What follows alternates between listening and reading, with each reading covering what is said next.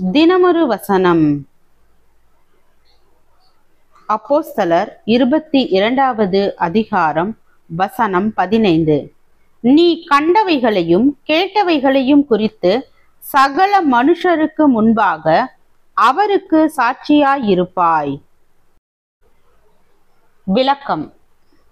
ஒரு திறமைமிக்க இளம் கிறிஸ்தவ ஓவியன் ஒரு சூறாவளியின் மத்தியில் ஒரு பெண்ணும் அவளுடைய பிள்ளையும் கைவிடப்பட்ட நிலையில் நின்று கொண்டிருப்பது போன்ற ஒரு ஓவியத்தை வரைந்தான்.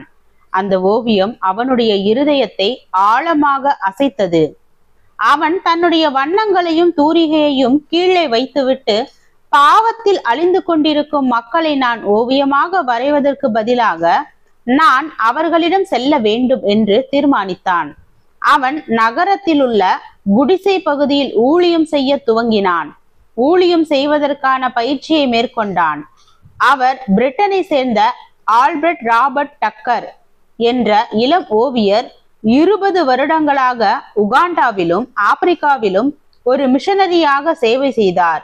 நாம் அனைவரும் மிஷனரி பணிகளை குறித்தும் ஊழியங்களை குறித்தும் பேசுவது மட்டுமல்லாமல் அவற்றை செயல்படுத்தவும் வேண்டும்.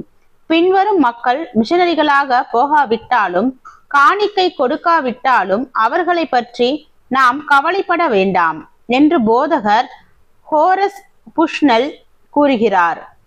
இந்த உலகம் பாவத்தினால் கரைபடவில்லை. மக்களுக்கு இரட்சகர் தேவையில்லை என்று விசுவாசிப்பவர்கள் மிஷனரிகள் இங்கு வந்திருக்கவே கூடாது, நாம் பழைய நம்பிக்கையிலேயே வாழ்ந்திருக்கலாம் என்று எண்ணுபவர்கள், தனக்கென வாழ்பவர்கள், கடவுள் தமக்கு கொடுத்த பணத்துக்கு கணக்கு கொடுக்க அவசியமில்லை என்று நம்புபவர்கள், இவர்களை நாம் பின்பற்ற தேவையில்லை. நீங்கள் கிறிஸ்துவுக்காக என்ன செய்கிறீர்கள்? ஜெபம். தேவனுக்கு ஸ்தோத்திரம். தேவனே, நாங்கள் எங்களுடைய வாழ்க்கையில் கிறிஸ்துவிற்காக செயல்பட்டு அவருக்கு சாட்சிகளாய்